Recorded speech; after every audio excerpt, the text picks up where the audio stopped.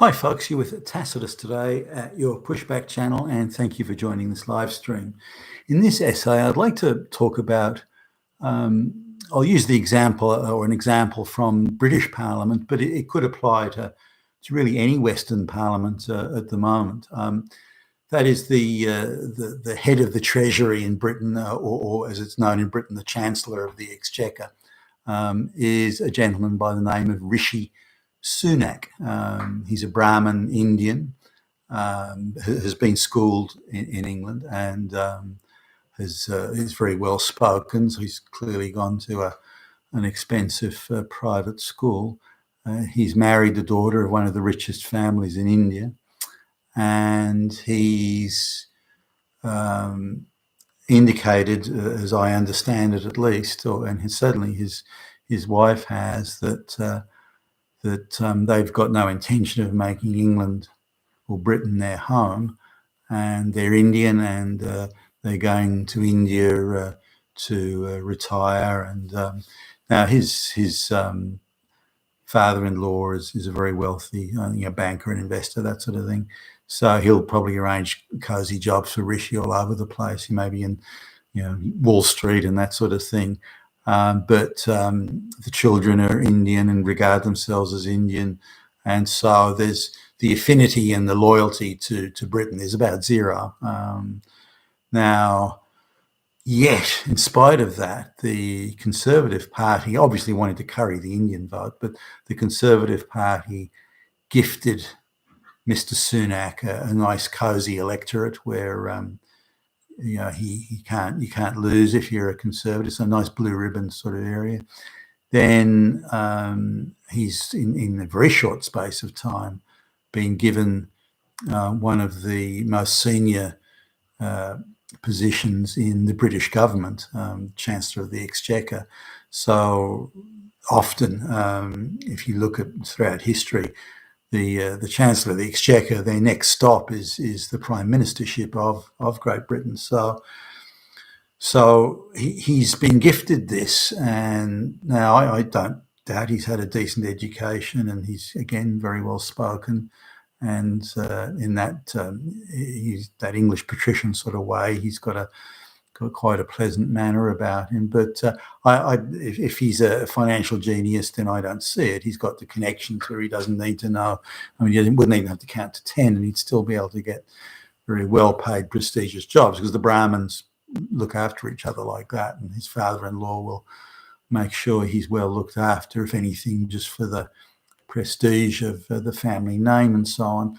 But here's the rub. Now, if Mr. Sunak or his family had come to Britain, and their intention was to be British and integrate and value the British way of life, and maybe even help improve it or make the lives better of the people there, and he'd worked hard in a difficult electorate to get elected by showing he had the policies and he had the views that he was going to represent the people and deliver better outcomes for them, then I'd be okay with that. That's fine. He's worked hard to get into Parliament, and he's very committed to being British. If he'd married a local English lady, English-born white lady, and showing his commitment there to integrate and so on, then okay, fine, I'm okay with that too. And if he'd worked hard through various parliamentary, backbencher roles, maybe some served on committees and held some junior secretarial ministry roles, and had made after a time Chancellor of the Exchequer, then on merit alone, then I'd be okay with that too.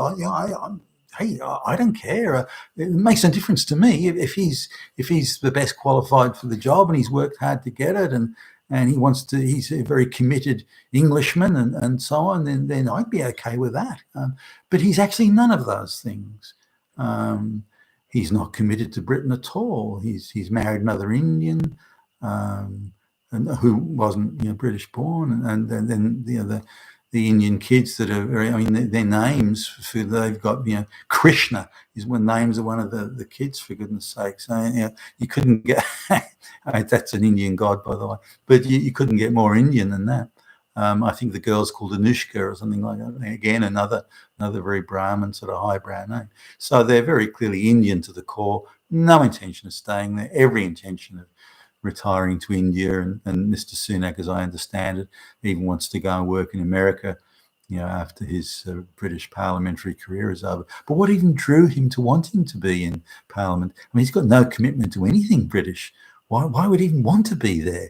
And why would he be so easily welcomed in and fast-tracked into a senior role? I mean, it looks like they couldn't put him in high office quick enough. Priti Patel, again, regards herself as Indian, even though it came by, I think it was Uganda. Her family there, I can't see her showing any signs of being British or wanting to be British or committed to the British way of life or improving the lives of British people. Again, quite well spoken and even photogenic from the chin up and that sort of stuff. So, but the issue of foreigners being gifted positions in Western parliaments, and I do mean gifted, by the way, they haven't earned it, gifted positions in Western parliaments, then when they have no commitment to the local society and view it largely with disdain, they marry other Indians or people of their own nationality, and they can't wait to go back for vacations to the country of their genetic origin and these sorts of things, then why would they want to be in a government in Britain or anywhere around the West? Is it some sort of a status symbol? Look, I've made it. Whitey used to be the colonial thing. Now I run Whitey's government. Now I tell Whitey what to do. Maybe it's something like that. But it's clearly no good. We want people in, the voters, we want people in Parliament that are, and there's way too few of them as it is, people in Parliament who are representing the people and represent the way of life of the country and of its customs and habits, and are committed to it, and will marry into the local community and will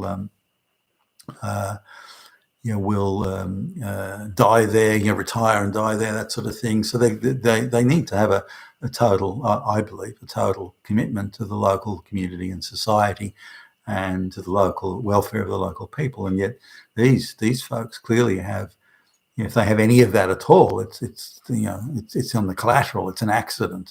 It's spillover from doing other things.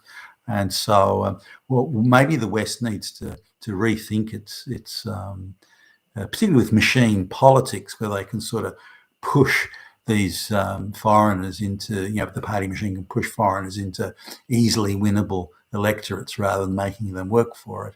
And we need maybe to think about if your parents aren't born in the country, if you're not born in the country, you can't serve in the government, certainly federal or state level government. So, I mean, it sounds harsh, but I think if we don't do this now, we'll have situations where half the government is foreign-born people who hate us and have been gifted parliamentary positions at the direct behest of the globalists who just want to accelerate the destruction of Western society.